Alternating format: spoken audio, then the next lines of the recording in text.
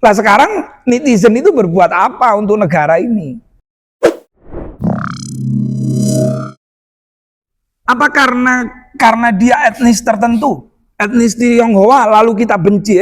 Saya tanya nih, orang Cina, orang Arab, orang Jawa, orang Medan, orang Aceh, siapa sih yang menciptakan itu? Siapa yang menciptakan? Allah. Kan begitu. Lah sekarang netizen itu berbuat apa untuk negara ini? Kalau Pak Aguan kan jelas, Pak. Bangunannya jelas, bayar pajaknya jelas, menciptakan lapangan kerja juga jelas gitu loh.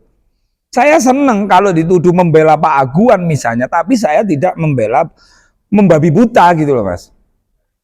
Termasuk diisukan merampas tanah rakyat, menggusur tanah warga, menggusur puluhan masjid, ratusan masjid. Ketika ditanya mana datanya orang yang dirampas tanahnya, mana datanya masjid yang dirobohkan, mana, nggak ada, hanya fitnah-fitnah aja gitu loh.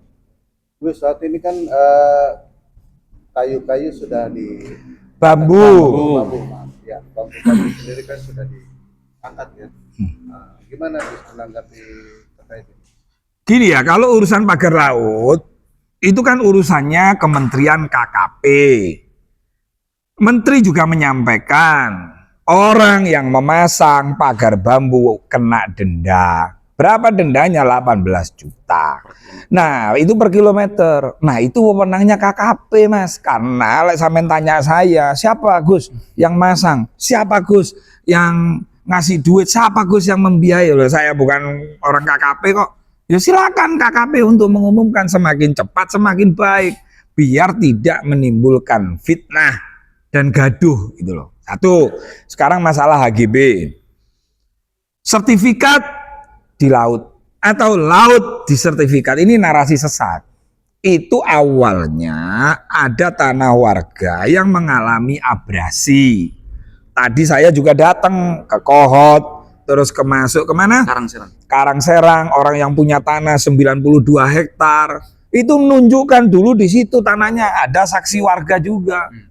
Jadi ini tanah mengalami abrasi gitu loh. Dan sebelumnya ada surat-surat dan mengajukan permohonan tahun 82 seperti yang disampaikan oleh Pak Menteri. Ya kita tunggu aja, kalau kemarin dibatalkan karena hangus, mungkin Kementerian ATR BPN melihat kok didelok kok gak ono tanai, kok bentuknya laut, makanya itu yang dinyatakan hangus. Tapi ingat, statement hangus, kementerian harus menyurati orang yang memegang sertifikat itu. Dan ada aturannya juga bahwa orang yang dikatakan tanah hangus itu akan mendapatkan kompensasi atau kerohiman. Kasihan loh Mas, kalau pagar laut kan sudah diringkes nih. Laut yang nelayan yang asalnya muter sekarang sudah bisa lurus-lurus, sudah enak. Berarti PR berikutnya adalah negara harus hadir. Kalau kita sama-sama berjuang membela rakyat, maka kita harus membela rakyat juga. Apa contohnya? Gimana orang yang sudah punya tanah turun-temurun, lalu di tahun 2025 dengan presiden baru Bapak Prabowo, terus kemudian dinyatakan hangus saja, kan nelongso Mas. Ini ribuan orang loh di Indonesia yang punya yang punya tanah dan mengalami abrasi. Di Semarang dapat kompensasi, dapat ganti rugi. Begitu loh Mas. Jadi, buktinya apa Gus, artinya tanahnya warga bukan laut? Apakah mereka? Lah kan Pak Menteri sudah nyampaikan membatalkan sertifikat karena dianggap musnah. 50. Berarti kan memang ada dasar, ada alasnya gitu loh Mas. Itu laut di sertifikat, kalau laut di sertifikat itu ya nggak boleh, nggak ada. Ada surat contoh ya Pak Hendra yang punya semua. SPPT-nya 80 hektar. Terus sertifikatnya, ada sertifikatnya juga, nggak tahu berapa hektar. Terus AJB-nya dia juga ada. Tadi juga saya cek. Itu tak cerita nih Mas ya, ini penting. Pak Hendra itu datang ke Rawon dengan membawa dokumen. Karena dia tahu dari media televisi atau YouTube-nya teman-teman, kan saya pernah ngomong, kalau ada tanah warga yang dirampas atau yang digusur, monggo datang ke BKN di Lebak Bulus Raya. Kan sampean tahu sendiri kan kantor saya kan. Nah ternyata orang ini datang diantar orang. Nah begitu datang di antara orang, dia nawarkan itu SPPT, ditunjukkan semua, nanti ada dokumennya. Gus, ini masuk plotting Gus, pik katanya begitu. Oh iya, kata siapa jenengan? Ya ada lah pokok informasi. Jadi saya minta tolong Gus, karena sampean kan kenal sama orang pik. Ya saya nggak mau bohong, ini orang susah. Saya telepon tuh pihak pik. Saya telepon pihak pik, coba Gus difoto surat-suratnya, SPPT-nya, sertifikatnya, AJB-nya, tak foto semua. Begitu tak foto tak kirim. Nah pihak pik ngomong, Gus kami mau membeli dengan catatan tidak berbau air. Bingung saya, maksudnya sawah, sungai. Pokoknya tidak berbau air laut. Oh iya, tak sampaikan lah ke Pak Hendra itu. Pak Hendra mohon maaf, ini ada WA dari pihak pik, langsung jawab. Jadi pihak pik nggak mau beli kalau itu berbentuk air laut. Nah dapat 2 jam, dapat keputusan. Setelah dicek, Gus, itu tanahnya yang 90 hektar itu bentuknya laut. Jadi kami tidak mau beli. Mas, ini dikasih harga murah sama Pak Hendra, yang penting dibeli buat ya nggak tahu waris atau apa kayak. Nah ternyata pihak pik tetap nggak mau karena berbau laut. Dari itu saya semakin yakin bahwa nggak ada Pak pengusaha berani beli laut, itu ngawur aja resiko itu. Terus tapi Pak Mahfud MD juga turun tangan nih, artinya memberikan desakan kepada KPK, Kejaksaan Agung, bahkan Kapolri untuk mengusut, artinya kok bisa tanah ada HGB-nya apa yang di laut ini jadi.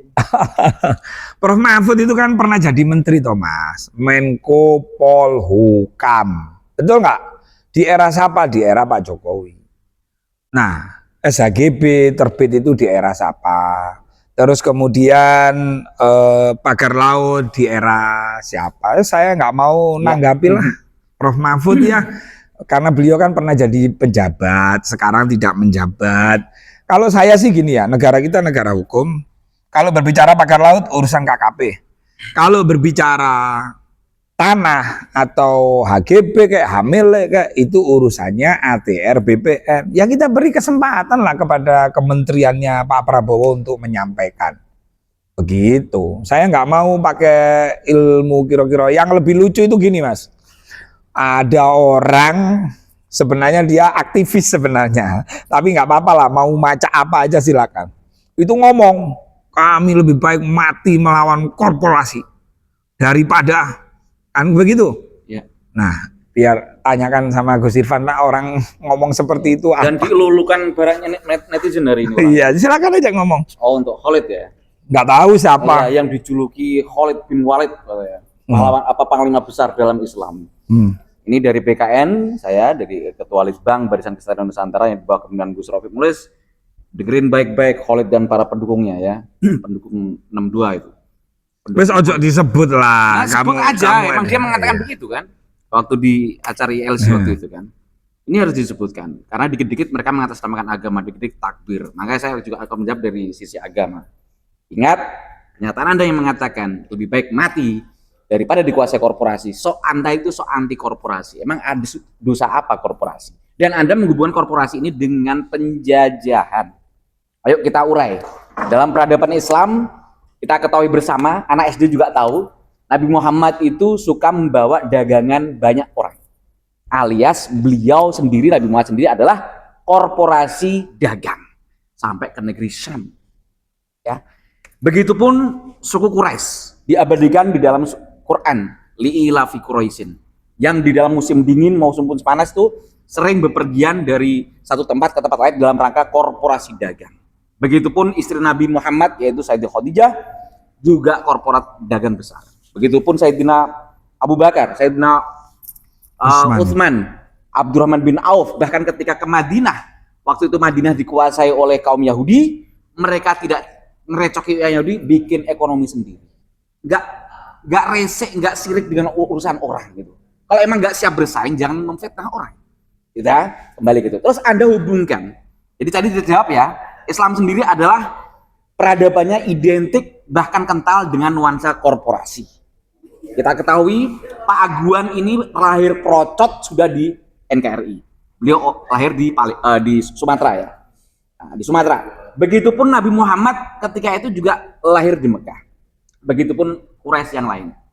Kalau Anda hubung-hubungan Pak Aguan ini yang notabene etnis Tionghoa, turunan ke atas leluhurnya adalah daratan Cina. Bukankah Nabi Muhammad sendiri turunan Nabi Ismail yang notabene bukan orang Mekah asli? Apa bedanya? Gitu loh. Kalau kita paham, makanya Nabi Ismail waktu itu dibawa ibunya ke Mekah, nggak ada orang, akhirnya keluar air Zam-Zam. Anak kecil juga tahu. Ini para penggemarnya Khalid. Ngaji bareng yuk, ngaji sejarah. Jadi, terus Anda hubungkan dengan penjajahan. Dari mana penjajahan? Pak Aguan tadi saya bilang, orang Indonesia asli, lahir di Indonesia. Ya, terus beliau juga kata Gus Rofi tadi ketua umum saya, bayar pajak 50 triliun. Belum bantuan-bantuan beliau yang lain, CSR beliau. Belum membangun Universitas Nahdlatul Ulama di Parung. Apa urusannya Pak Aguan dengan yang dipik dengan Parung Bogor? Begitupun menyumbang bantuan di NTB. Di tempat-tempat lain juga banyak. Bahkan ketika Covid juga luar biasa. Ada kesaksian ketua umum PT Persatuan Islam Tionghoa sahabat kami, Haji Serian Ujatno juga mengatakan demikian. Lah, kok Anda hubungkan dengan kok Anda hubungkan dengan penjajah dari mana? Anda hubungkan dengan company. Company kan dari tulisan company. Seolah-olah kami ini antek, sampai kami di framing antek londo ireng gitu. Enggak apa-apa. Luar biasa framingnya, ya Allah. Disyukuri aja. Allah Karim. Nah, ingat, company ini memang menjajah negara lain, mencaplok negara lain. Pak Agun apakah mencaplok negara lain? Negara dalam negara? Oh tidak. Ada patung sebesar raksasa Pak Soekarno-Hatta di PIK 2 di gerbang pintu masuk. Nah, terus ada permasalahan apa? Ada naga di PIK 2. Emang kenapa? Di situ daerah Teluk Naga. Emang kenapa? Apakah di tradisi kita nggak ada naga? Ada itu. Apa itu? Keris orang Jawa aja bentuknya juga naga.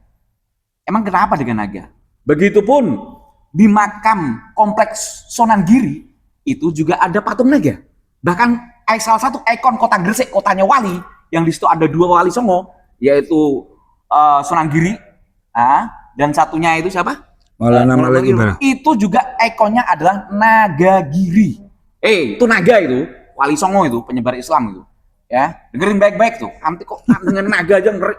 Dan salah satu mukjizat Nabi Musa itu tongkat yang bisa berubah jadi ular. Wes aja tuh. Nah, ini banyak nih, bisa berseri-seri kalau kita. Wes cukup ya. Intinya statement Anda itu racun. Ya, bahkan dari kelompok adu domba. Bahkan dari teman Anda ada indikasi mengajak makar Banten lepas dari NKRI. Kita semua tahu siapa dia. Ini bahaya. Keharmonisan, kebinekaan kita terancam. Saya teringat ini mumpung Imlek, kami dari BKN, selamat Imlek untuk saudara kami etnis Tionghoa. Kami ingat jasa Gus Dur dengan Kepres nomor 6 tahun 2000, beliau mencabut Impres Orde Baru tahun 67. Ketika itu Orde Baru melarang adat istiadat dan kepercayaan Tionghoa ditampilkan secara terbuka oleh Gus Dur, dicabut lewat Kepres nomor 6. Akhirnya barongsai yang notabene itu naga, barongsai itu naga bukan? Naga. Itu boleh tampil terbuka. Konghucu diresmikan sebagai agama. Jangan yang sudah keharmonisan yang dibangun luar biasa oleh bapak bangsa kita, salah satunya Gus Dur, Pak Karno, ini dicabik-cabik oknum-oknum yang tidak bertanggung jawab. Ya. Moga dengan adanya ini kita rindu kembali ajaran Gus Dur, ya, ngaji kebangsaan, dan moga Gus Dur diangkat segera sebagai pahlawan nasional. Amin. Gus, mempertegas saja Gus, berarti pagar laut itu tidak ada keterlibatan PIK. Nggak ada. Jadi gini Mas, pagar laut sepanjang 30 km itu Pak Menteri kan sudah sampaikan, Pak Menteri ATR, bahwa ada sertifikat anak perusahaan ya di daerah Kohot. Sedangkan pagar laut itu meliputi 6 desa. Intinya beginilah Mas, saya enggak mau ilmu kiro-kiro, biarlah saya serahkan KKP, tugasnya menjaga pesisir laut. Kalau berkaitan pagar laut, kalau melanggar ya silakan diumumkan. Siapa orangnya, siapa yang membiayai, terus kalau ada denda ya silakan didenda. Kalau berkaitan tanah, HGB atau apa, urusannya BPR ATN. Saya percaya kok sama Pak Menteri, Pak Wakil Menteri, ATR BPN akan bekerja sungguh-sungguh untuk menyampaikan kepada publik. Ya kita beri kesempatan gitu loh Mas. Ini sudah bagus kok di pemerintahan Pak Prabowo. Cuman kan kadang-kadang namanya netizen itu ingin cepet-cepet, ingin sesegera. Padahal itu kan jangan sampai cepet tapi salah. Lebih baik lambat tapi benar, atau lebih baik cepat tapi benar. Sudah serahkan kepada yang ahlinya, serahkan kepada yang memang diberi tugas oleh negara untuk menjalankan fungsinya masing-masing. Ya gitu ya, kawan-kawan ya. Ini capek saya dari TVRI, dari Investigasi itu ya. kan dari pagi.